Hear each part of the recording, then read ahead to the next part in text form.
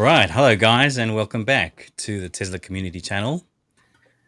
Today we've got myself, Claude, Julian, and our guest today is Brad. He's a medical doctor from LA. And before we jump into the subject matter of general safety around Tesla vehicles and road traffic safety with a sort of a medical twist to it to understand things in a little bit more depth, we're just going to give you guys a quick intro and then we'll introduce you to Brad. So yes, like I was saying, my name's Claude Nelson. I'm a father of five in the UK, London, and I'm just happy to just join up here with Julian to create this channel so that we can help basically promote the beneficial conversations around Tesla related topics, and yeah, we've got another really cool conversation ahead of us for you guys. So Julian. Yes, thank you.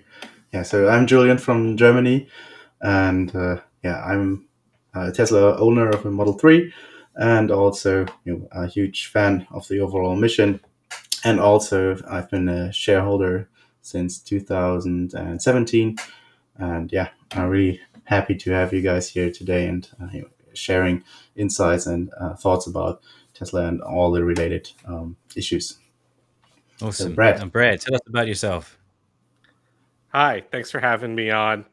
My name's Brad Goldberg. I'm a pediatric emergency physician practicing in the Los Angeles area.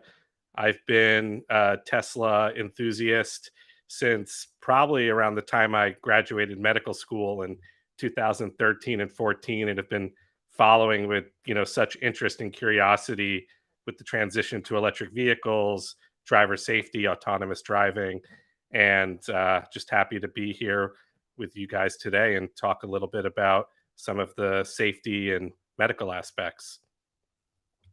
Awesome. And to lay the scene out for you guys, we're going to be discussing certain uh, critical components around, especially getting Brad's opinion about, from a medical perspective, on um, road collision injuries and things.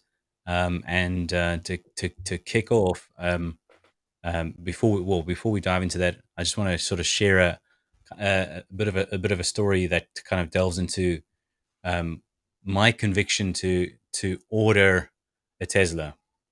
This is basically going back 2 years or so, to a point where I was really just starting to follow the whole scene, and to start gathering more information about Tesla, and just to having this growing realization that, well, 10 or 20 years from now, I might sort of think back to the time when I had the opportunity to, sure, it's an expensive vehicle, but to really sort of strive to sort of see if I could get a hold of a vehicle that had such a high standard of safety.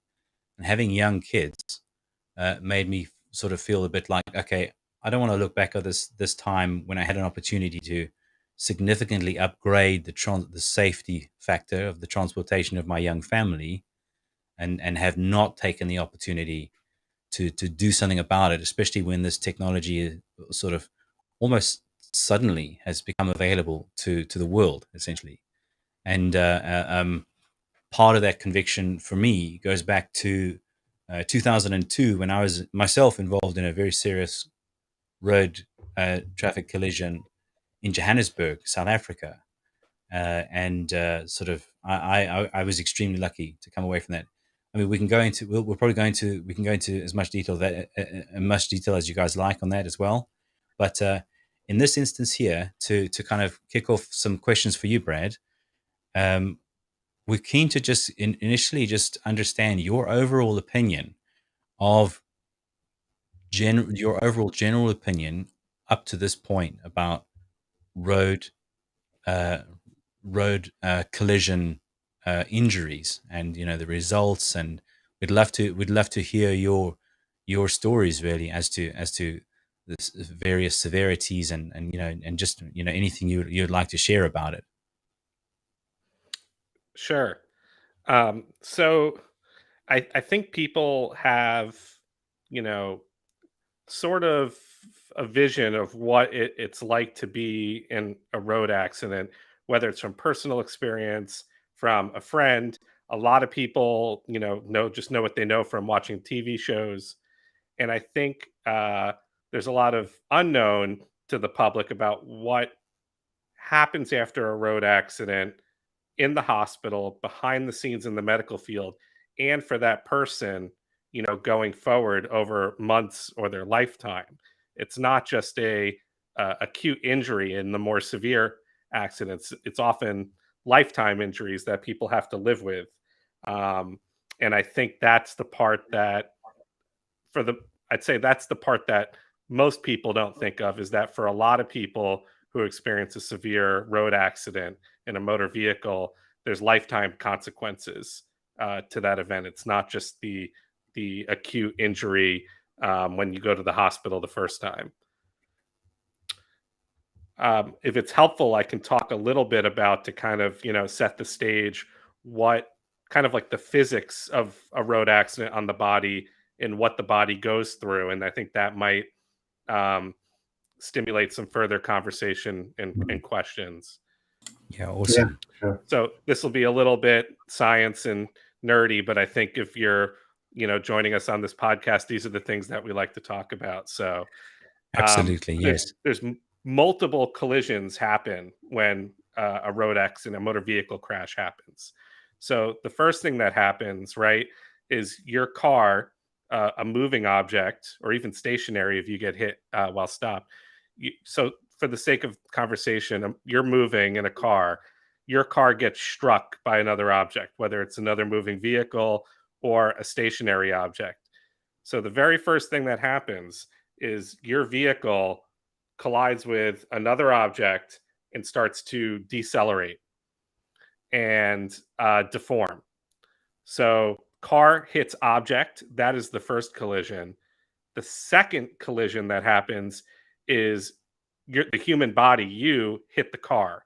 So whether it's a side impact and you're hitting the door, or hitting the door beam, or it's a frontal impact and you're hitting the steering wheel or the airbag, um, that's the second collision that happens. There's a third collision that happens, is when your body starts to decelerate because it's now hit part of the car. Your internal organs then hit the walls of the inside of the body. So your heart, the major blood vessels that leave the heart, your lungs, those all go colliding into the chest wall. Things move, they get stretched, they can tear. And that's where a lot of the real significant injuries happen.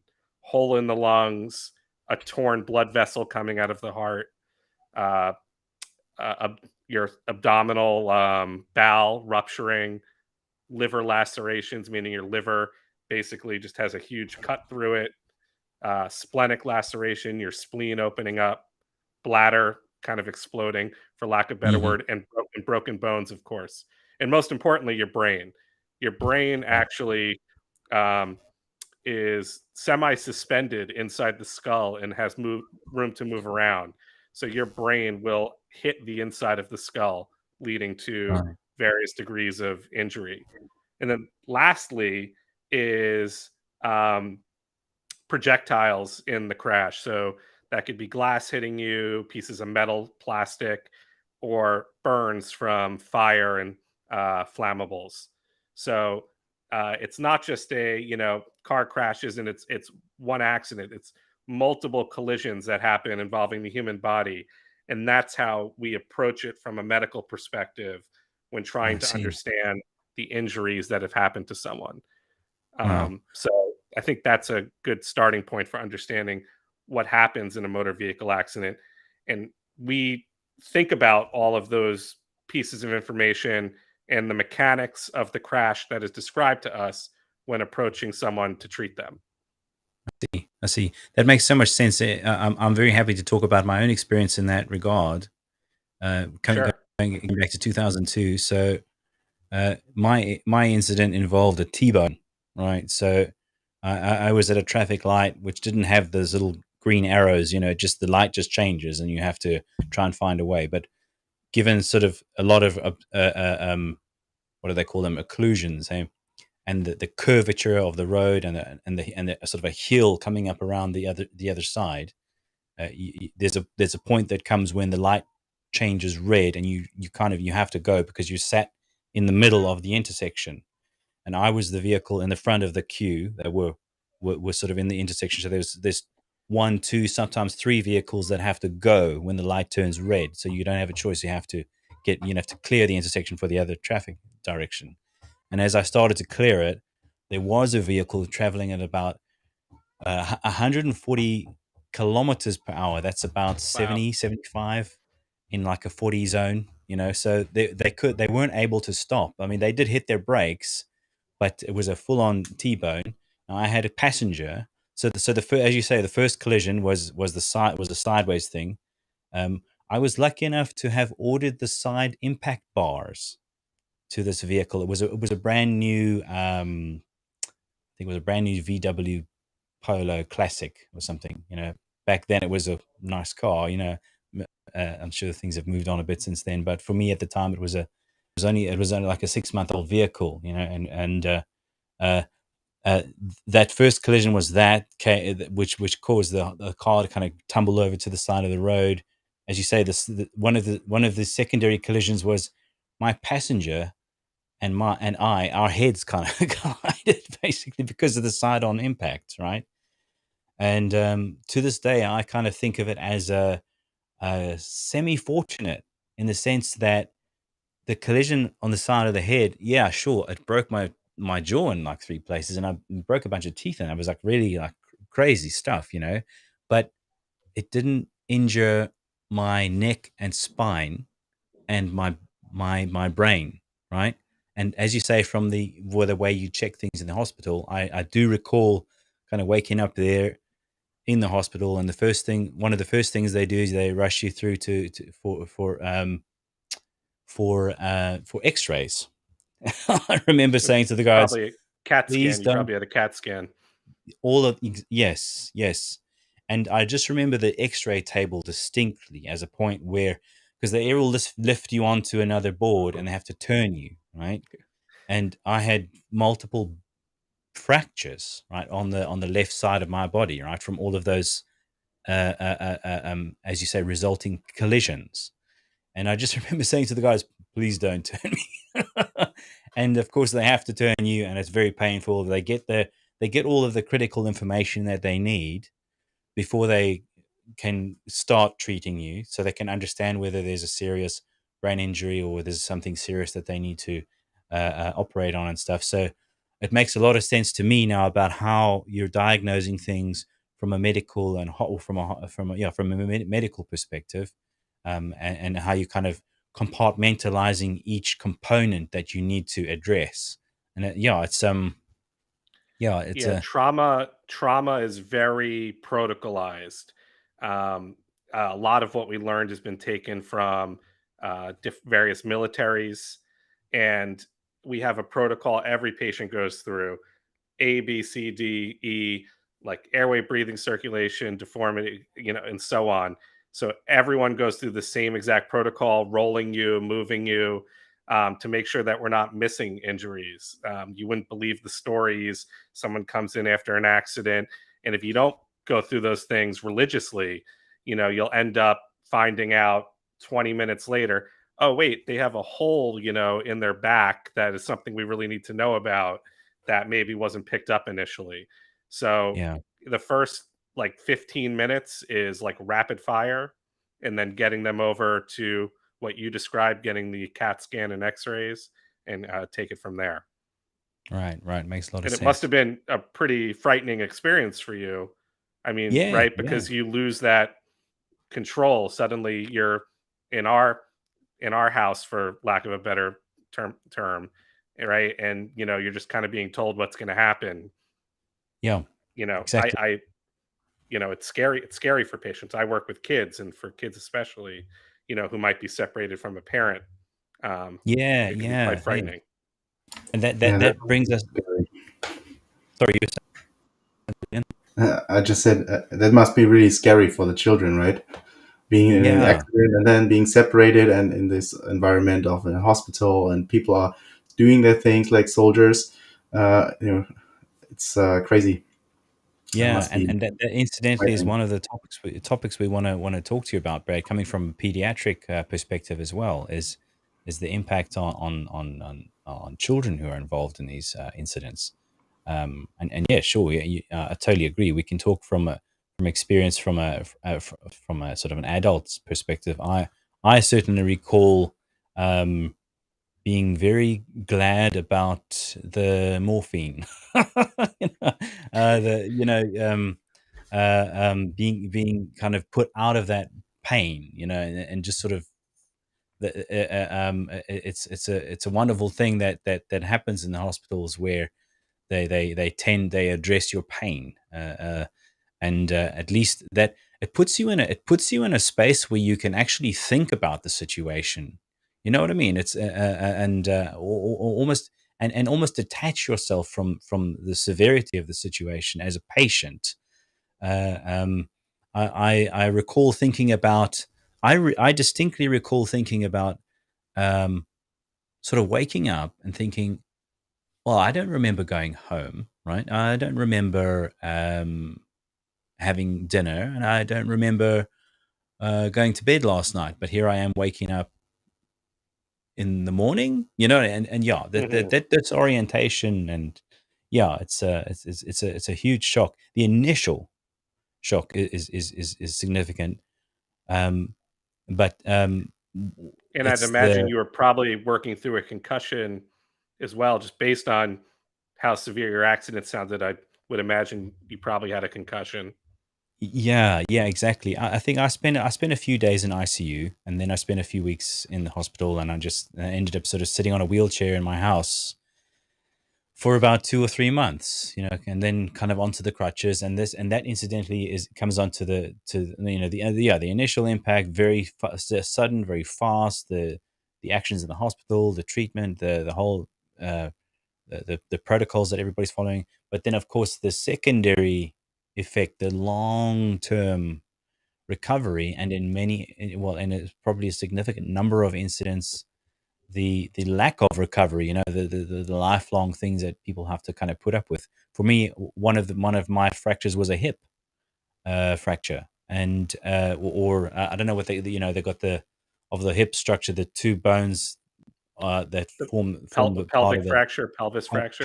pelvic fracture, which was, for me, it was fortunate enough that it was a fairly clean fracture, and it didn't require any. This is why I say I was very lucky. It was that it didn't require any surgery, but I am aware that probably at some point in the not so distant future, I'm probably going to need a new shoulder, and I'm probably going to need a new hip. Because especially when it gets cold here in the UK, I feel it in the shoulder and the hip, and and so that kind of comes on to the long term effects of road accident, or road collisions, and we're keen to ask you for your elaboration on sort of from your perspective the long term effects, um, for adults, but also and probably more importantly for children,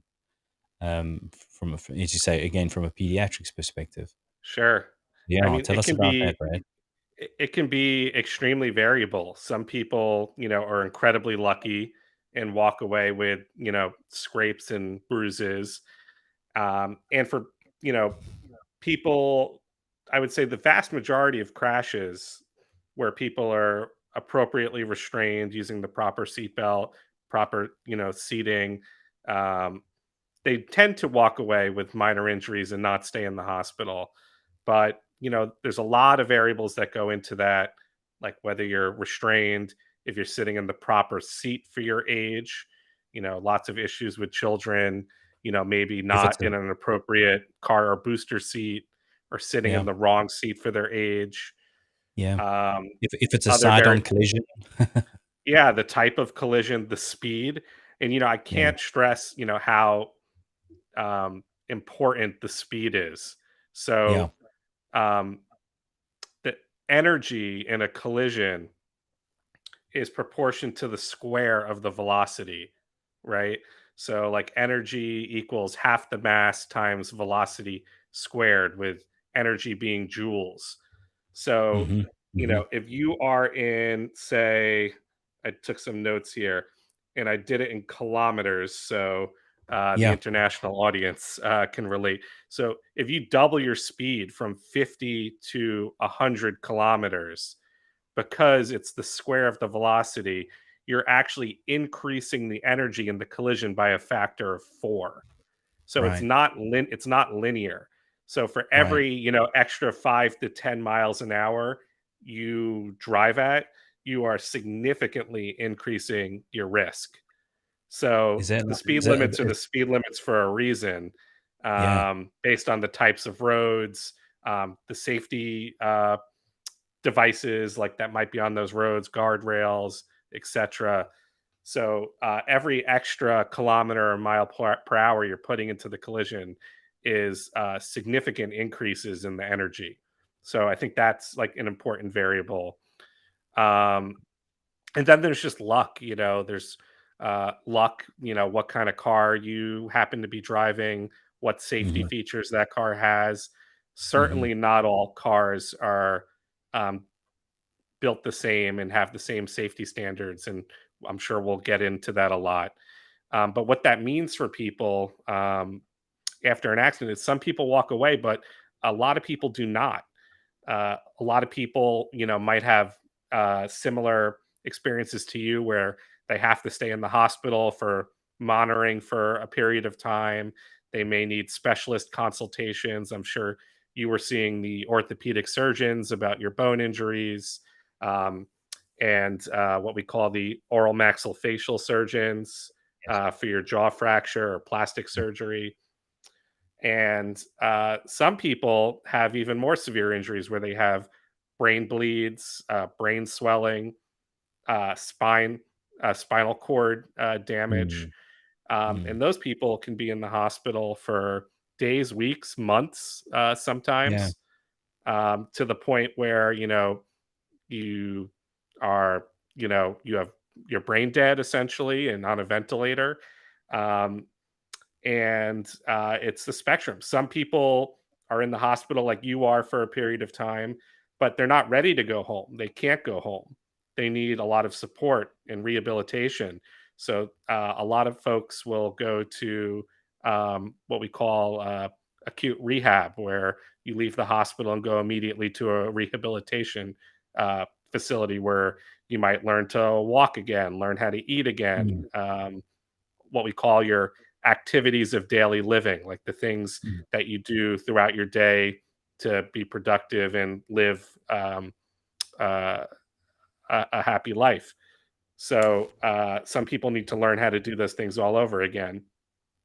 I'm not Mm. too familiar with the international statistics, but I would think in most countries it's quite similar to what we see in the Mm. United States. For a country of our size, we see about 2.5 to 3 million traffic accidents a year in the emergency departments. Right. Um, and when you look at the cost of those emergency department visits, those hospitalizations, and then you factor in, time missed from work, services those people may need for months, years, or the rest of their life. Estimates are about $75 billion per year in costs to society, essentially, for these types of road injuries. Yeah. Yeah, Astonishing. I just We read a sorry. yeah. I just read a statistics, some statistics about it by the World Health Organization, that it costs up to around 3% of the gross domestic product for some countries. Just the amount of injuries that are happening in these countries, and to Wow. me, that's Yeah. it's And actually insane. And yeah. And I, it's another point too that, to borrow some of, Elon's terminology, it does seem like we've approached a local maximum in terms of our ability to reduce road injuries and deaths. If you look at the U.S. data, um, it's been coming down, but we've kind of started to Plateaued.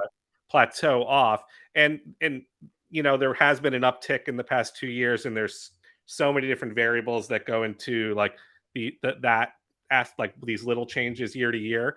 But there's only so much engineering that you're going to be able to design into a car that people can afford, um, in terms of safety mechanisms. And when I talk about design and safety mechanisms, I mean the physical things, the crumple zones, the deformation of the car, uh, the seatbelt design, right? Yeah. The seatbelt design, it's assumed it's a good thing. We expect in a high speed vehicle accident that the seatbelt is going to break your clavicle, your uh, uh, bone right here across your shoulder. Like that's assumed. Mm, And we're like, okay, well, that's how some of that energy gets dissipated. We're going to just break that bone in an accident. right. So traffic related deaths has kind of uh, plateaued.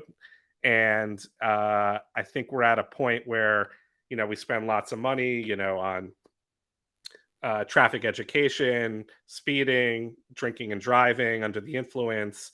Um, but the amount of effort we're putting in now doesn't seem to be getting the same returns that we've had in past decades. Yeah, exactly. So that's a great way to start off talking more about the safety idea of Tesla and the measures that they are taking. And one thing I'd like to show off for that, I'll just be sharing my screen right now. By the Mm. way, hello Farzad, for Yeah. thanks Shout for out to joining Fazet. us. Great that you're here. Okay, so yeah, the here's can you see the picture? Yes. Yes, we got it. Yeah, so this is with the giga castings, right? So usually on the left, you can see it's there are 70 pieces of metal with a rear underbody, or there used to be, and now it's moving towards having two pieces of metal, and eventually it says even one single piece. And this will also be happening in the front, right? And that's going to apply for Model 3 as well as the Y, and I'm sure for the other vehicles as well. I mean, except for the Cybertruck, which has an exoskeleton. Um, so, what are your thoughts on that, Brett, from your perspective in terms of injuries? And comparisons. Yeah, it's a good question. I don't know. I don't know offhand. I will say I was extremely impressed with seeing the during AI Day where they showed um, their model for basically predicting the deformation and forces in a vehicle collision, and they overlaid it with the actual collision during the car safety test, and you could see it kind of lining up almost one for one as it went, which is incredible. I don't remember the statistic, but I think they said there was a few million degrees of freedom in that model in terms Wow. of predicting how the car would deform. So Mhm. what I would say to that is I'm sure they have looked at how the giga casting performs to the multiple stamp pieces. Mm, But for me, from the medical field, from an injury prevention, what we care about is a few things. We care about intrusion into the passenger compartment. We don't want any pieces moving into the passenger compartment where it's going to collide with you or an impinge on you, right? So you don't want a motor, coming into the passenger lap. compartment. You don't want the, cooling system, the the octavalve, right, flying into the passenger compartment. So that's one thing. And then the second thing we care about is distribution of forces. So we care about uh, uh, the amount of energy when the collision happens. You don't want all of the energy to be dissipated over, a microsecond. You want as much time to dissipate those forces and decelerate the collision. So I can't speak to how different the gigacasting is. Maybe there's some info you guys have on that, but I suspect that they've done their due diligence and looked at the models. I'm not enough of an engineer to know if a one piece would perform better necessarily than multiple stamp pieces. I think one thing that stands out there is from watching a lot of Sandy Munro's teardowns as well, especially just seeing the internal structure of those gigacastings. One of the things that stood out to me was how they've basically been using AI to distribute forces with the internal integrated struts that are sort of almost seems alien like in the way in when you see the inside of the gigacasting and the way those struts are sort of integrated in there, and you can almost visualize how they are acting like a rib cage, you know, protecting the internal organs from an external collision, and they're like mimicking a sort of nature's way of designing a protective casing as such. And yeah, that stood out to in my mind as well. Just like you say, just sort of gathering what information we can from yeah. Shout out to Sandy Munro and all the guys that look at these things in such detail. It just makes a lot of sense. I mean, like I was saying earlier, I just remember sitting at the desk, ordering the vehicle that ended up in the collision. And it was almost a throwaway comment from the salesperson to say, would you like side impact bars? And it's going to be an extra 2 or 3 thousand rand, right? Which, conversion, currency conversion. At the time for me was a significant extra expense, but I was thinking, well, I'm Sure. buying a new car. What the heck? Just put a few extra bells and whistles on top. And as it turned out, if I hadn't had those side impact bars, I'm not really sure I would be here. It might have been one of those situations. And that is sort of a primitive compared to the advancement in the design on a Tesla vehicle, and it must surely play a significant role in the reason why they are scoring so highly in safety standards from various institutions. Yeah, Yeah, it's and those safety bars that you mentioned, that goes back to like the things I care about. That's one, intrusion into the vehicle, right? Because with that side impact, without those bars, the side of that car is essentially, the door, right? Which is what, 10, not even a few millimeters of steel, and then yeah, the plastic inserts. Um, exactly. It makes a lot of yeah, sense. Yeah. and Well, when someone comes to the hospital, the questions we ask the paramedics and firefighters that were there, we ask, um, do we know how fast they were going and what happened? Did they self extricate, meaning did the people get out of the car on their own? right. Did they need, if not, did they have to use, we call it in the States, I don't know if it's universal, the jaws of life. It's It like is basically that universal, I giant think. saw that pulls the car open. Yeah. We asked, did the Yeah. airbags deploy? And we ask, was there intrusion into the passenger compartment? Meaning, if they can estimate how much inches or feet of deformation there was into the passenger compartment. Because once again, that goes to help us understand how much energy was in the collision and what the physics were to try and um, predict the injury patterns that we might see. Right. And as you say, with children, generally, if there are children involved in a collision, well, they're most likely going to be on the back seat. So it makes a lot of sense about how critically you guys want to know about any, as you say, intrusions into the back seat. And I mean, I had a plastic toolbox in the boot of my car in the trunk. And I learned some weeks later, my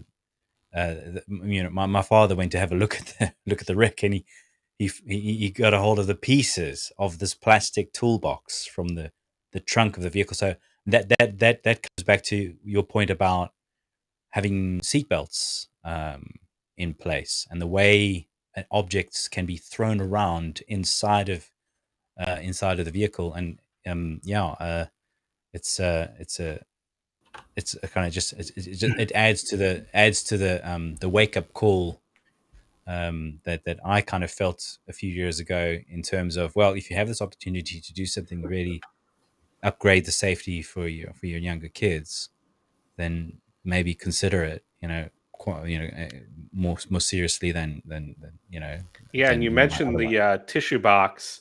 Um, I'll keep giving. I feel like I'd be a bad uh, No, there was a doctor and injury prevention advocate if I didn't mention these things as we go. Uh, Something people don't think about is in sedans that have behind the rear seats. If you have a little shelf behind the rear windscreen in the rear seats, sometimes people will put stuff up there like a tissue box or whatever, a water bottle. Yeah, Those yeah, things become missiles yeah, in projectile. different like frontal and rear collisions. Same thing with the front dash. If you have heavy um, objects not secured down, all of those things, even a tissue box at 100, 120 kilometers an hour that suddenly um, decelerates over the course of a couple of feet, that thing is flying, and that will hurt or cause injury when it hits someone in the back of a head, particularly small children. Right, right. Yeah. Uh, one thing, you're based in LA, right? So that's where most Teslas are on the roads. Did you see over the recent years some change, or is there anything noticeable with regards to Tesla vehicles and accidents that they are in? It's a good question, and preparing to talk to you guys today, I was like, I really wish I asked more often. The make of the vehicles when people get into collisions, not because it would necessarily change anything, but for my own interest. Um, as popular as they are, I don't think it's widespread enough yet where I've personally have noticed a difference in the day to day in the work that I do in the hospital. But certainly, I know people that have stories. Everyone has a story about the safety measures kicking in, uh, especially on the highway with like lane incursions Mm, and those types of things. So I know plenty of people that have stories, but when you look at the overall like population and relative to the amount of Tesla owners, I don't think it's widespread enough where I'm starting to notice a difference yet. But it's coming. right. All right. Well, one of the things we'd like to do in this conversation is if we give a shout out to Wham Bam Tesla Cam.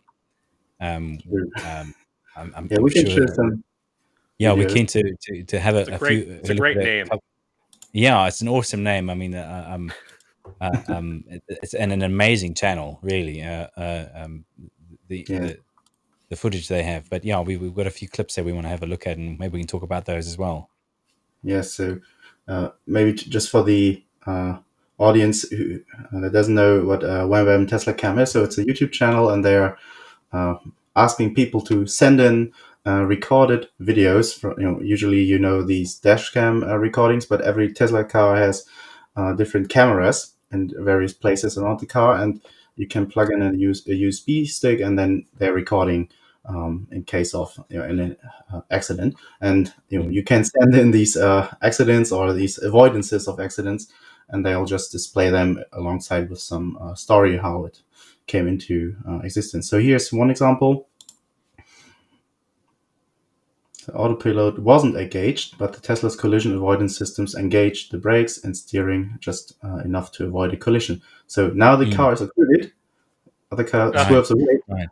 and now, Took a swift action to right, so right.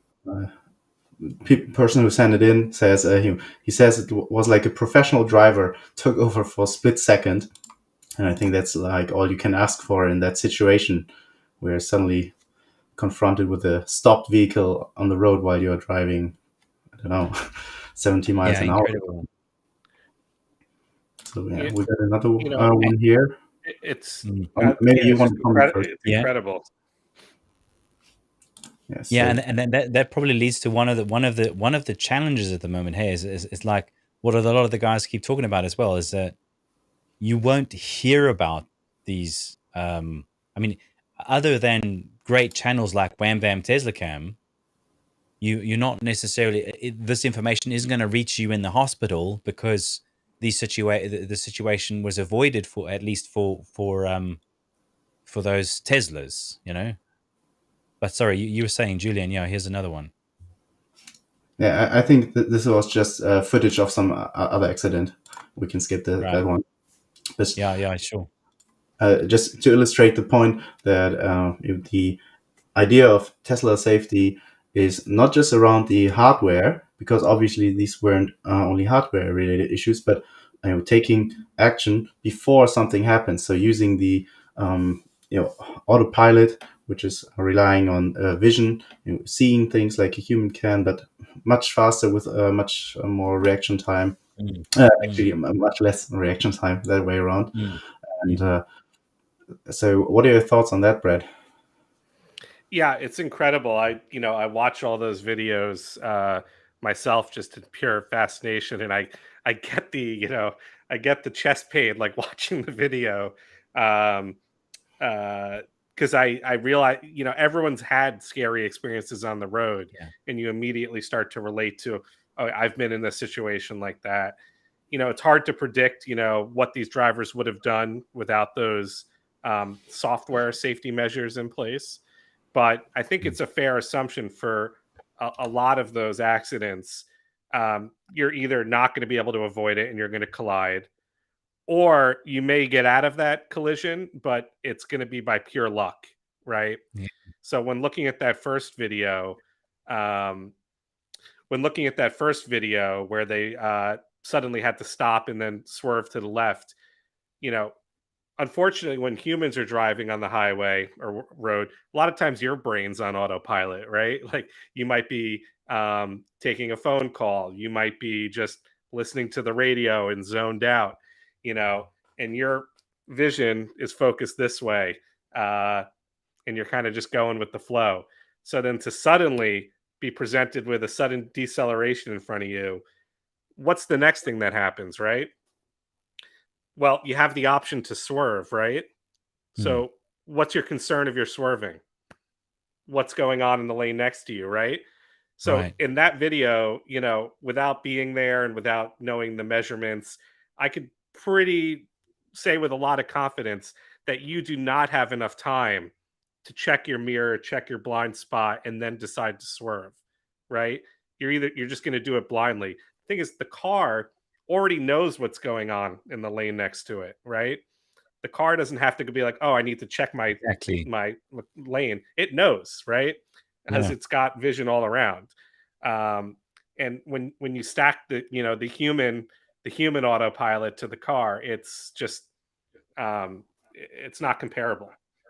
Makes sense. And there, how many guys who have FSD beta, at least initially, were making comments in their videos about so many instances where the car beeped and they weren't sure why it was beeping, but that was most likely it had seen something that they hadn't seen because it was constantly looking at 360 vision at everything around it, including stuff from behind. I think there was another excellent video where the guy's got his and I'm sorry, I can't remember whose video it was, but the guy's in the lane, and for some reason his car kind of moved to the side, and then he realized a large bus or lorry or truck had kind of come up next to him in the lane next to him, and the car was kind of just making a little bit of extra room for the bus sort of thing.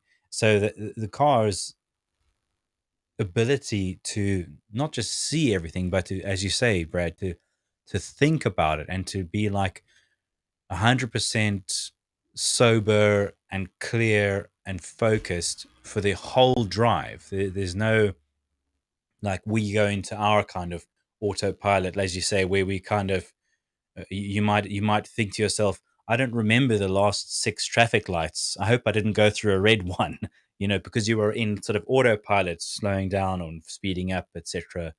And now you've got this 360 thing. I'm amazed at how many of the guys out there try to shortlist all of the uh, beneficial features in Teslas, and how that list just seems to explode. When they try to kind of highlight them, because there's so many highlights about and just about safety features alone, that it's like it's 10 of these conversations in a sort of scratch the surface.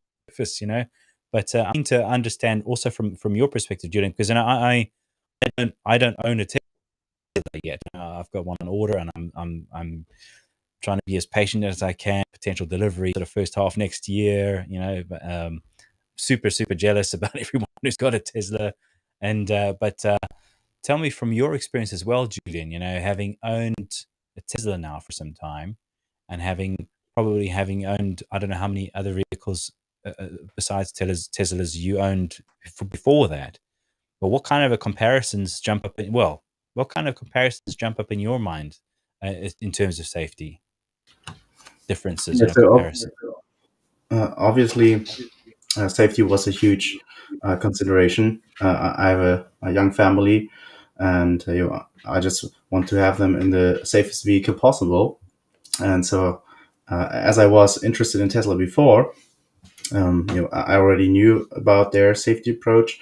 But then, when it came to having or needing to buy a new car because the old one was constantly in the maintenance, and yeah, it was just time to get a new one. I researched various car brands and to see how they're performing, and of course, Tesla popped up over and over again in the top ranks. And so it was kind of a no-brainer to do this. And actually, within the first week of me driving on the on-ramp on the Autobahn, there was already a situation where some vehicle kind of swerved into my lane, and the autopilot automatically swerved away from the other vehicle. So it was already worth it, like in the first week. I don't know what might have happened if I had been in the old ICE vehicle, and I was really glad. It was kind of strange to see in the first seconds, because the steering wheel just moved on its own against my force. But I wasn't really aware of that because the car was in my blind spot, right? I'm not looking Right. into my blind spot when I'm going just straight ahead on the Autobahn. So that was amazing already. And seeing more and more about the Giga casting. So I got a Model 3 late 2020 model from Fremont in California. So this does not have the structural the Giga casting, or the structural battery pack, which is also a safety feature regarding the hardware side. But once the kids grow older and we might need a bigger car, we'll certainly upgrade to a Berlin-made Model Y with your Giga castings and a structural battery pack. And yeah, so that's obviously one safety consideration. I think, Claude, you got a similar story, but you don't have an X yet, right? Yes, yes, yeah. I don't quite. I actually, but I've been an enthusiast for a few years now, and yeah, I'm gonna. I think we were talking about this a few episodes ago, and we were saying, yeah, around episode 52, I'm hoping to take delivery of somewhere thereabouts, and then we can talk all about it.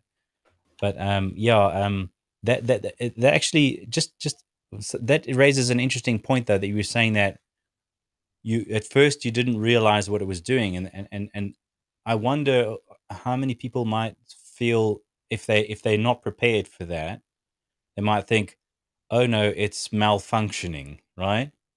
When it's kind of swerving away for no immediately apparent reason. And then you kind of notice it afterwards. It's like you're catching up to the fact that the car saw something uh, well before you, but well was aware of something well before you were. That also brings to mind another shout out to Chuck Cook. One of his videos, he was doing that really hazardous left turn that he's been doing so often, and at one point, the car was the opposite road was occluded by another vehicle that was waiting to turn just behind him, and his car had seen that it was clear to go, but he hadn't quite seen that it was clear to go yet. At that point, he was trusting the vehicle, which made a very safe entry into the road, and it just there are these amazing little nuggets that are being dropped all over the place about um, the inevitability of this as being kind of the future of transport, and you know, And we're only but yeah, seeing a fraction of these clips, right? Because the enthusiasts are the ones that are going to go and download the video and upload it to a relevant website and say, wow, look what happened. I would imagine the majority of people are not doing that. Like, oh, I have to get the video and upload it. Why would I do that? Right? People have busy lives, and only the real enthusiasts are going to yeah, make that effort. So I think for yes, every yes, video we're seeing, there has to be so many more that just never get viewed, or they probably get viewed back at Tesla somewhere, yeah, which is another fascinating aspect of the company. But when it comes down to it, the the amount of distractions in the vehicle, and there's lots of medical and lots of research around this. The amount of distractions in the vehicle is not decreasing, right? It's only increasing. Every alert on your phone, every different app that's trying to vie for your attention, the incessant need to text message people. And when I drive around LA, and I'm sure you probably see similarly locally by you, but around LA, every time I pull up to a light, I'm just like looking over left, right. Um, Everyone's on their phone. Even and what yeah, drives me crazy is, I don't have a nice car right now. I put a little aftermarket CarPlay unit in the car. Um, but what drives me crazy too is some people are driving really nice cars in LA, and they have the phone like this to their mouth, which I don't get at all. But um, it comes back to people like, oh well, I'm at a red light, what does it really matter, right? yeah, Well, it does matter, because there's this idea of object permanence. So when humans develop, um, I'm not a general pediatrician anymore, so I forget the actual age that this happens. Sometime maybe just before a year old or about then, the brain develops object permanence. That means when you, like, say, push a pen off the edge of a table, prior to the development of that part of the brain's ability, that pen just ceases to exist. right. After you develop that ability, you're like, oh, that thing's still there, but it fell It's down. fallen It down. That fell yeah, down. Same thing when, like, the parent leaves the room of a crying child, right? I know they're still there. I just can't see them. yeah, So yeah, same thing when you're at a red light, the brain has a certain amount of ability to look around it, see things that are moving behind uh, uh, other objects and obscured from your vision, and ability, well, to track those things. Say, well, I know there's two people over there behind the car because I saw them walking that way. I know the dog is over there. Now it's behind that tree. I can't see it anymore. When you're hmm, on a phone or distracted at a light, you're no longer tracking those objects. mm, You're just waiting for mm, that light to turn green. So you don't know what other objects and what their vectors are and where they're moving to when you suddenly hit the gas. And those distractions are not going away. They're only going to get worse. The ability of law enforcement and penalties to kind of curb that, and even features built into the phones, is not really helping, in my opinion. And when you look at the FSD beta screen visualizations, and you see at a light how many objects the car is tracking, it's tracking their vectors. And the AI team has explained that the car has object permanence, which is incredible. So when that object disappears behind an obscured object, the car still knows it's there. right? It Mm, knows two mm. people were walking behind that car. They might be and when they moved behind that car, their vector was going this way at X meters per second. Those people are potentially going to pop out from the other side of the car. That's Yeah, incredible. And yeah, there's no way the human brain can compete with that. And from a yeah, safety exactly. perspective, it's incredible. Hey, and it's that sort of, there's that psychological aspect to it like it, I see Joa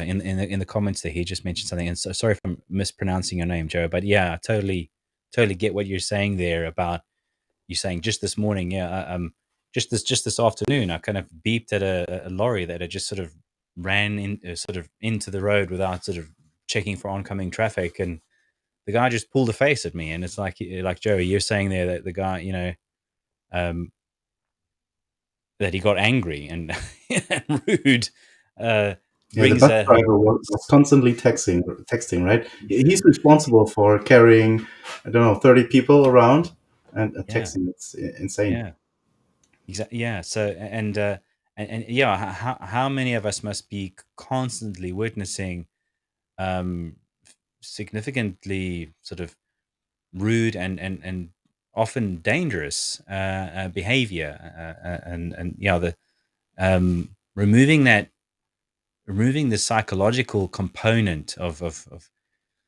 let's call it human error, you know, to be kind, you know, from the equation, and putting in place of that a cold, calculated, sober set of software. uh, it just becomes a bit of a no brainer in terms of the level of safety that is uh, going to be demonstrated over and over and over again by these vehicles. Now, obviously, yeah, there are stories of Teslas that are involved in collisions, um, but like, and so many of us, so many stories are hyped up around that to punt the whole FUD drive against Tesla and that sort of thing. Yeah, Um, generating clicks.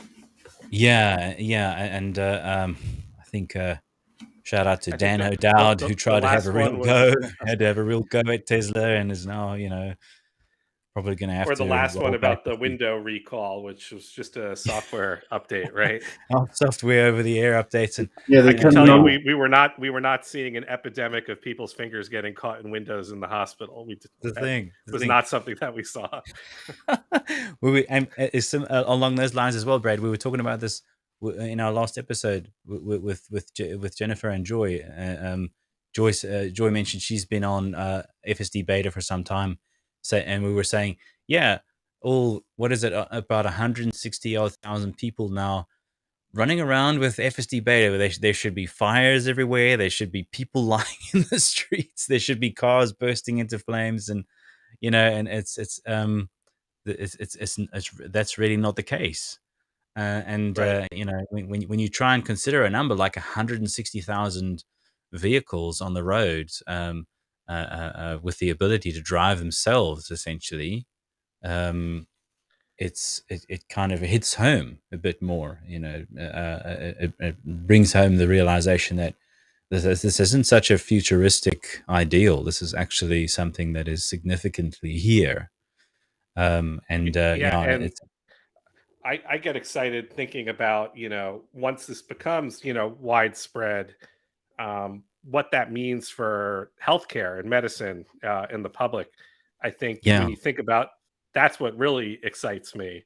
To give you some perspective, Yeah, tell you us. know, um, when just motor vehicle accidents are so um, entrenched into the operating of the medical system that I think for the general public to hear it is really uh, interesting. So every day, multiple times a day, we get phone calls from EMS, from the emergency medical services or fire or whoever, and they alert us that there's been a motor vehicle collision. They describe what's known, how many victims, how long it's going to take them to get there, a little bit about what's going on with them. Very short info. And then based on that limited data, we have to decide how serious it sounds and how much resources we want in the emergency department when they get there. So throughout the United States and internationally, there's trauma centers, hospitals who are accredited to deal with varying degrees of trauma. And we put Mm. out trauma alerts as soon as we get these calls.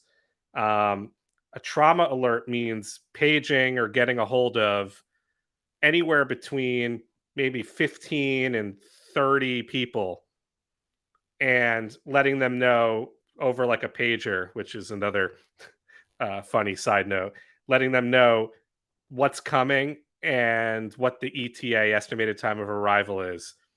So everyone has 15 minutes to get ready for that. So we drop it, whatever we're doing. So if I was about to sew someone's face or, pop a joint back into place or whatever, stop what we're doing and we all go there and kind of prepare for what's coming. And once they get there, we might be dealing with stabilizing, resuscitating, taking care of that person for, another 45 minutes to an hour and a half to kind of figure out, are they going to the operating room? Did we stabilize them enough? Are they going to the ICU? Making sure we're treating any life-threatening injuries. And Mm. the whole department goes on hold while that's happening. The surgeons get pulled away from what they're doing because the trauma Mhm. surgeons come. The Mhm. orthopedic surgeons get pulled away from what they're doing because they have to be there. The Mhm. neurosurgeon gets pulled away from what they're doing so they can be there. And this happens multiple times a day.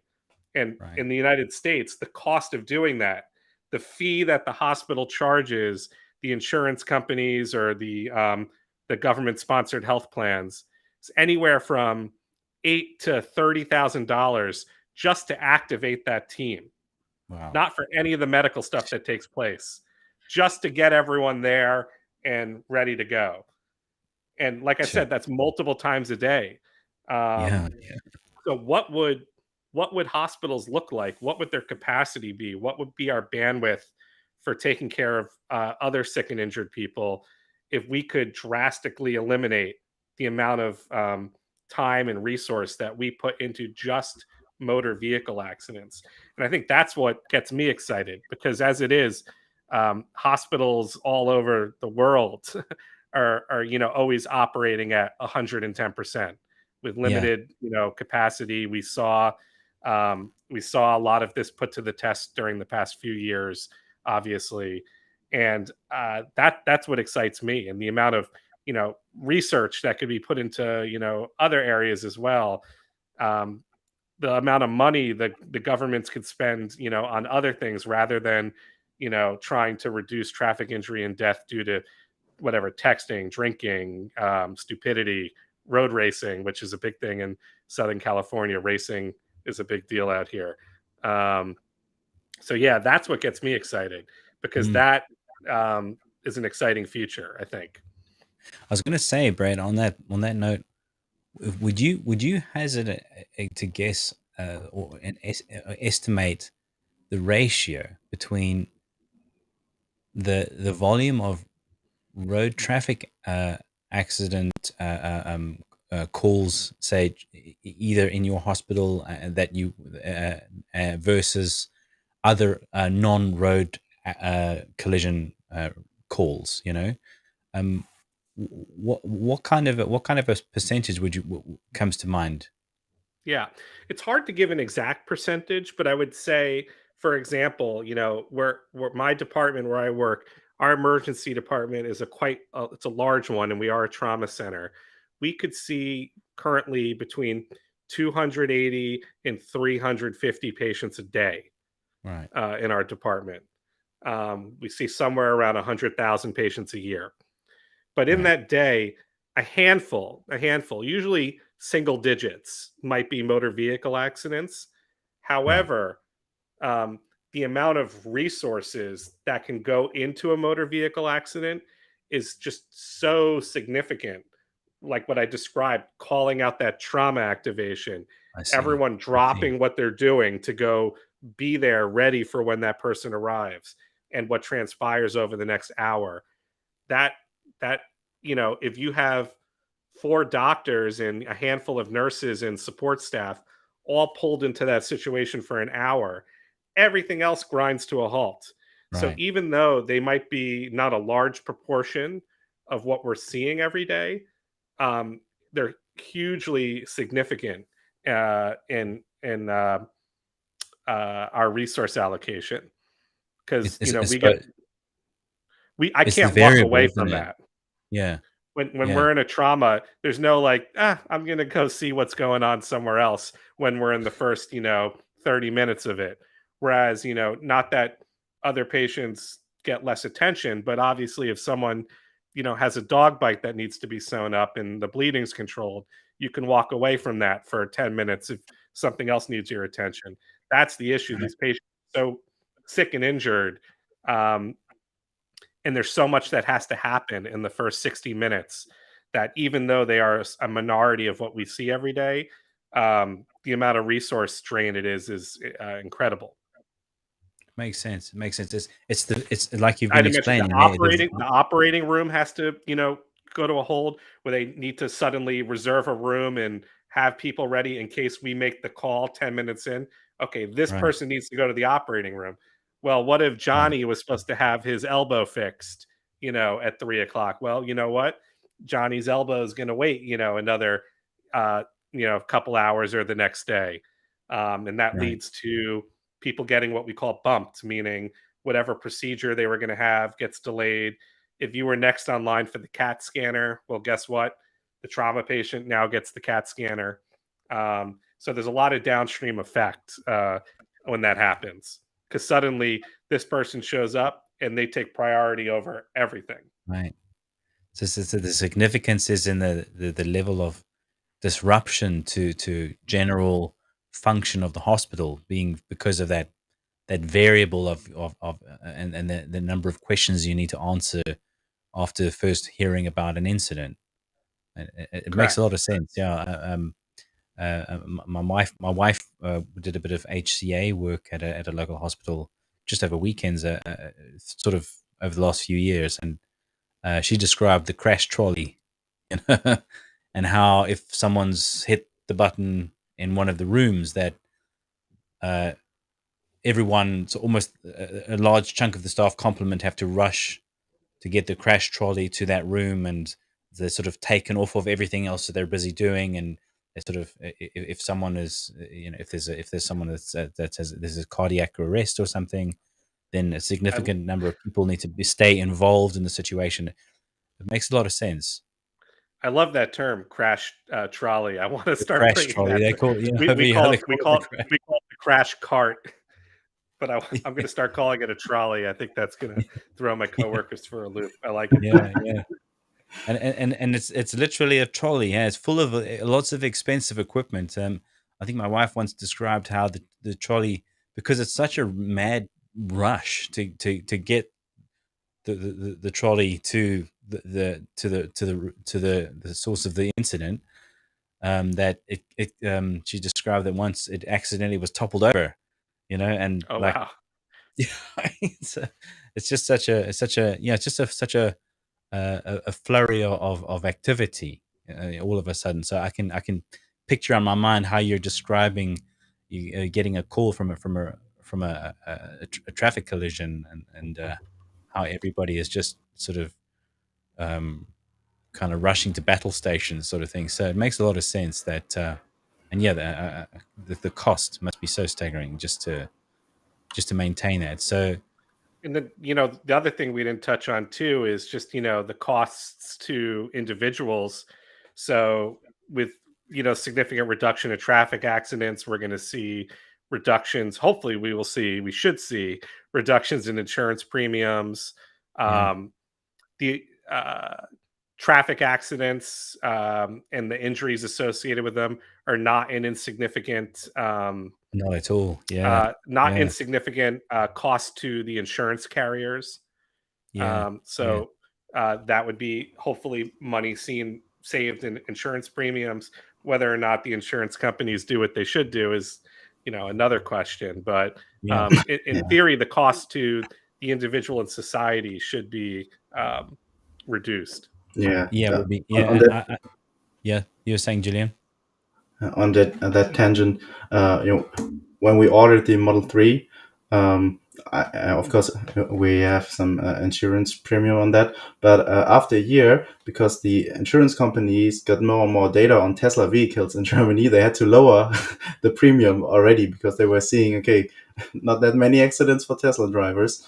So that was nice, saving a couple of €100. Extraordinary, extraordinary. Now, I can vouch for the point you were saying just now, Brad, about the significant cost to the individual involved in a traffic collision as well. For me personally, it was basically a case of, sure, you're going to sign up with a lawyer, and you're gonna in South Africa we call it the Road Accident Fund, which is the government fund that pays out to people who've been involved in accidents but obviously when they haven't been proved to be at fault, and that kind of thing. But that process, at least in South Africa, it's several years uh, before it concludes, and during that time, especially the first several months after a collision, like mine, where my vehicle was written off, uh, I had that kind of insurance structure that paid like sort of 80, I think about 80% of the value of the vehicle. So I was lumped with the remainder plus medical bills. And Hmm. despite having medical aid and things, which doesn't always cover you, and it was Correct. extremely crippling. I found it extremely crippling for several years following that, and I totally agree with you that the significance to individuals and to insurance carriers, and how astonishing it is to consider the possibility that could be drastically reduced by having the right Yeah. vehicles on the road, essentially. Yeah, So medical yeah, debt is crippling. It's crippling for lots and lots of people. The yeah, costs are not insignificant. Even if you have what you think is good insurance, I can't speak to the other countries, but in the States, if you think you have good insurance, the insurance company, yeah, might pay a large chunk of the initial costs, but um, say you need rehab, they might not yes, pay for rehab, right? Say you need some fancy orthopedic or mobility devices, they might not pay for that, right? So it's definitely far from a perfect system. And when there's, traffic accidents, or, they're tragic because, they're unexpected, they're usually unavoidable, you know, um, whereas like some health conditions people may, see coming, and you may have the ability to do lifestyle changes to improve your yeah, situation. Not always, but traffic accidents are those ones that people just cross their fingers and hope never happens. And if it happens to you, it's like with your experience, it could be terrible, and that changes people's life, physically, mentally, financially. yeah, Yeah. exactly, literally, yeah, yeah, Talking about the company of Tesla, with the regards to the recent AI Day 2 event. Um, I actually can't believe that I'm asking this, but it is a potential future. So how do you see the Tesla bot? We've just seen a basic prototype doing very easy tasks, nearly falling down. What are your thoughts on that with regards to how this might help in the medical um, environment? yeah, yeah. With things like potential reduction in repetitive injuries to to the human labor force. Yeah, that and Yeah. also in the hospital, as Yeah, hospital work needs to be done too. yeah, Yeah, it's a good question. We have some hospitals do have first attempts at using robotics and AI type stuff. I know there's some hospitals that have little bots that wheel around, and they have medication drawers built into them, so they can wow, bring a medication to a unit, to a nurse, and kind of open their drawer and dispense things. There's no doubt that technology and artificial intelligence have huge huge implications in reducing medical error, um, medication errors, all those types of things. I've Yeah. seen um, I've seen technology demoed. I don't use it. We don't use it currently, but that can essentially, when someone checks into emergency to A&E, if that patient has a history at the hospital, it can open their chart, look at their current vital signs, what's been written, look back at their entire medical history, and then with some degree of probability, without knowing anything else, without an exam, without anything, predicting the likelihood that that person's going to be admitted to the hospital that day. Wow. So those types of things are coming, but I do push back in medicine a little bit. And, there is a huge humanistic component to medicine and your relationship with patients and that Mm, bond. And mm. I don't think it'd be particularly cold place if it all went, um, robotic. But Robotic. Yeah. there is a role for those types of things, like lots of heavy lifting, Yeah. lift assist, those Yeah. types of things where getting mechanical advantage would be hugely important. Trying to think of other really repetitive tasks. Oh, restocking. Yeah. We Yeah. have these huge stock rooms that we are Mhm. constantly pulling things from, and a lot of it's already very uh, it has the right components for automation. So, Mhm. everything has its bin, it has a barcode on it for stocking purposes. So Yeah. that's an example. I could see like a bot, constantly knowing what the inventory levels are, restocking things, go get things for you. That's a constant thing. You're in a The room and great. I'm about to do a procedure and I go, you know what? I forgot X, Y, or Z, right? And sometimes you're already in a position where you cannot walk out of the room. So Yeah. then you feel terrible. Then you have to bother a nurse or bother a tech or someone to go get it for you. And you always feel really bad when you have to do that. That would be a Yeah. great thing if I could just hit a button and, the bot comes in and I could say, get me this suture material, get me, this forceps or something. That would be And like cool. the crash trolley should be automated. The Right. The crash crash bar. trolley can just Yeah. come Yeah. automatically to where you Yeah. need it. Yeah. That with would be great. Yeah. FSD, trash trolley with We use FSD. mechanical advantage. We have CPR devices. It's Yeah. nicknamed the Thumper, which Yeah. Yeah. delivers mechanical compressions Yeah. on a patient. And it, Yeah, of course, there's lots of areas that I think that kind of tech, real world AI has a real, um, will have a real niche yeah. in And the hospital. it touches on an interesting point about how I think many people have concerns about AI and robotics and things taking over their jobs, taking away their livelihoods in a sense. But I also like to to to view it probably fairly optimistically in the sense that um, it could actually support a richer human interaction. And a good example I'd like to use is, again, just talking about my wife's experience working in the hospital as a healthcare assistant. Um, um, she actually really enjoyed spending time with elderly patients who were basically not going to be leaving the hospital, basically, and whose next of kin were either far away or busy or not able to be there and to be more supportive to them.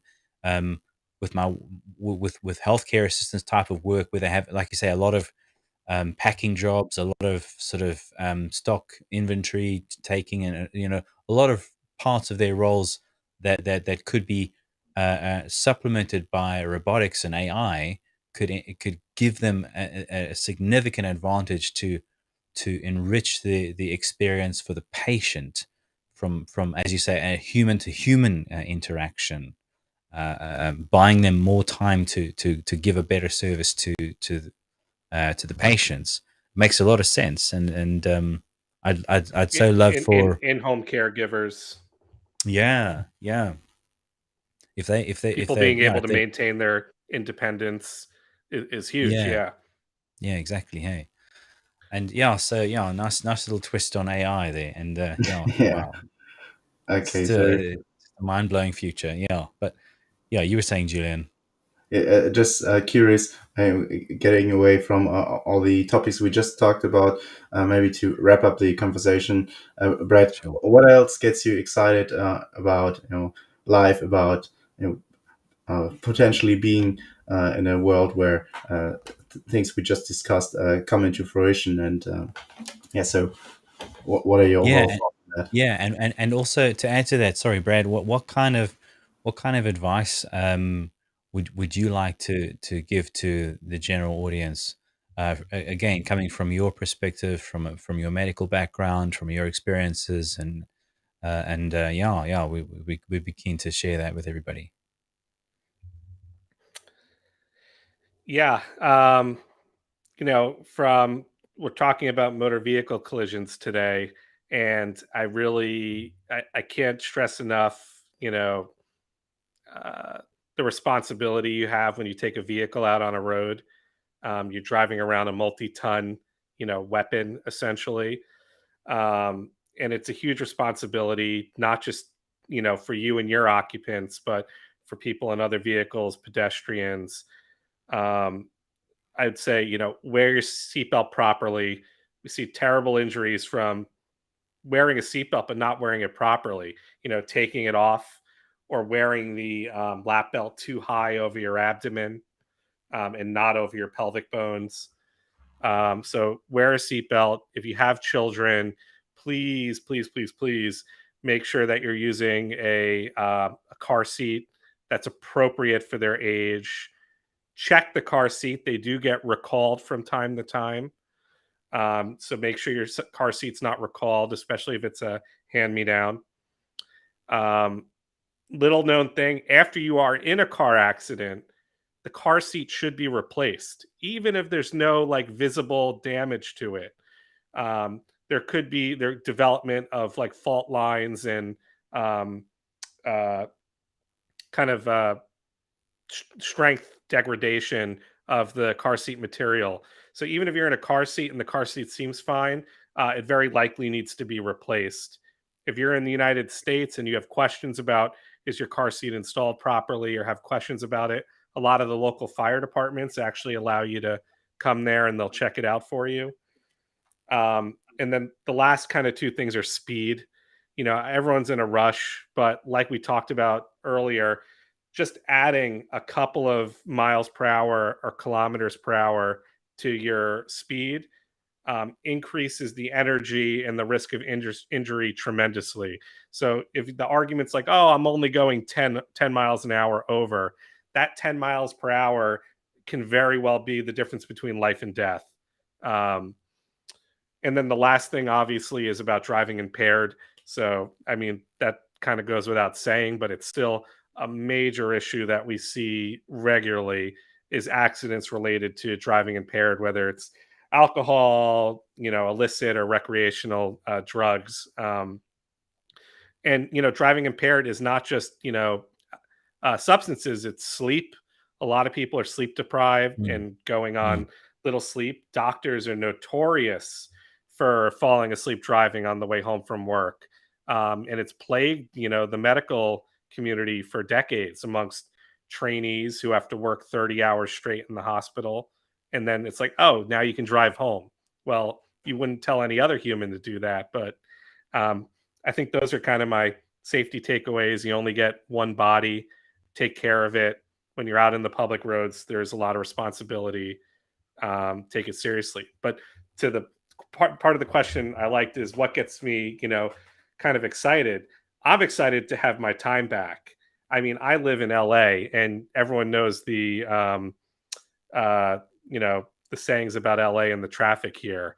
It's not great. It's pretty bad. Um, I'm excited to have my time back where I could, clear my inbox and take care of my emails in the car. I could, shut my eyes for 30 minutes and, get a nap in, which is crucial. Napping is important when you work long hour jobs. Um, uh, you can look at the interesting data on napping in the medical literature. It's fascinating. A little nap could be very impactful. Um, and I think my ability to kind of travel and go on trips would be greatly improved. Just my quality of life in general. If I get off after an overnight at work, all I want to do is I want to get home and I want to get some sleep in. But if I could, lay down in the car and have it start to take me somewhere that's going to be my weekend and not have to think about, the 5-6 hour drive, that would be fantastic. Um, so that's one of the things I'm most excited about is kind of getting my time back and being able to, shut my brain off for however many minutes or hours a day of commute that is. Um, yeah, I'm excited to hear what you both have to say to that. Awesome. Well, I share your enthusiasm on just the idea of being able to get that time back that you spend in the commute. It's almost like you almost I wouldn't mind being stuck in traffic if the vehicle is taking care of the journey, and I can turn my attention to as you say, emails or having or taking a power nap, and avoiding that stress of trying to negotiate with angry fellow commuters and traffic jams and near miss situations, and illegal or dangerous behavior on the road, and to win back that peace of mind, and to, as some people have already been describing from an FSD beta perspective, being able to um, eliminate a large portion of heavy mental concentration on a long journey of several hours, and actually arrive refreshed at your destination, as opposed to what we all know all too well as being something of an exhaustion. Even if it's like a family holiday, you need a kind of recover for a day just from your journey. So I totally share that enthusiasm. I think um, uh, like family and friends that I know, kind of we have various debates about um, me being maybe a bit crazy, thinking that a car driving by itself is a is a good idea, and that's just touches on sort of, like we say, general public opinion. Another thing that we're really keen to reach out to, and to help um, to help promote mutual education around what's realistic. I really I love the idea that Elon's putting forward to say, if you're not breaking the laws of physics, then you're in the realm of possibility. And that's I just find that so refreshing to think about, to say, yeah, um, something's possible. It's being proven right in front of our eyes. It's pie in the sky. It's actually a viable solution. And Uh, yeah, I'm thrilled about that. But yeah, Julian, what would you want to say about that? Yeah, referring what you said, with regards to safety, of course, that's awesome in Tesla vehicles, but also getting time back and being refreshed. When I had the trip to Giga Berlin, I drove there for the opening ceremony, and I usually, my work or my commute is 5 minutes by bike. So I'm not used to drive long distances, but as Claude was just saying, I was really refreshed and relaxed. And on the next day, I drove back. It's 400 kilometers one way and the other way as well. And when I used to do a similar trip, just half of it, and even not that much of a distance, I was so tired already. But then I did that in my Model 3, and it was like nothing. I was so fresh. It's Awesome. incredible. Yeah, and so I see what we're also saying. It is in the set of possible outcomes that Tesla is playing a crucial role in accelerating the world's transition towards sustainable energy, and I think that's what gives me like kind of hope, or not really hope, but have assurance if they are able to deliver on what they are thinking about.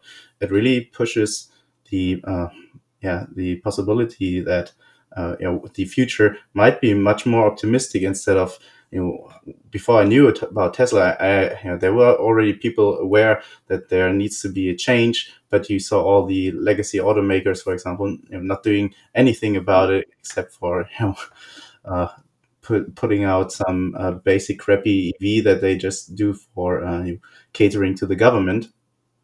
And now it really seems likely, and we can see this on all the major brands choosing to go electric, or at least partially. And this really shows me that it is possible to transition towards that sustainable energy, and that's why we are also starting this channel and making, contributing whatever we can as two fathers. I don't know if you got kids, Brad, but okay, but uh, just furthering human civilization as a whole and taking part in that and doing whatever we can to have a share in that. So that's what I think is really inspiring, and that's why we are always loving to have people like you who are experts in their field, talking about their perspectives and seeing how it might actually affect the world as such. I mean, we're here in London, Germany, and LA. It's that's globalization, right? It's we're humanity as a whole. It's spanning the whole globe, and that's really inspiring to me. It's coming. It's coming. We're getting there. I think for the people who just tune in after a news story or they see a clip online, they just see a snapshot. We've been seeing this evolve, since 2000, whatever, 10, 11, 12. Mm. And you see the progress and speed that this has happened. You just where I work. I wish you could see it actually. I've been working in the same place for about a little over 5 years now, and since I've started, they've outfitted the first two levels of the parking garage with, level two destination chargers, half Awesome. of which are Tesla um, chargers. And it when you pull into the garage on the first two levels now, it looks like a Tesla commercial. Yes. Every single stall is a Tesla vehicle. Um, in the physician lot. And I don't know, some people argue physicians make terrible financial mistakes and whatnot, but I do that. Joking aside, I do think um that's a testament to what's coming. And you see it around LA when you pull into these lots, and you just everywhere you look is a Tesla vehicle. So um it's coming. That's my takeaway. It's Um, so If you funny. don't see it now, you will see it in the coming years, wherever you are. Yeah, yeah, and it's such a lovely thought to be thinking that, like, especially all the parents out there, being kind of um, brought into the realization that your children could be just about to enter a significantly better world, and there's I don't think there's many feelings uh, as great as realizing that your kids could actually have a great future ahead of them, and it's something that's really worth fighting for. It's worth striving towards. It's worth promoting these conversations. It's worth getting involved. And yeah, just Brad, it's been a super pleasure catching up with you. I hope we get to uh, progress this conversation again at some point, especially as we Definitely, yeah, it'd be observe great. these various changes, um, the ever increase of rolling out of these amazing vehicles, the Tesla bots, the advent of AI, and sustainable energy. It's such an exciting prospect that seems a lot closer than the horizon even at this point.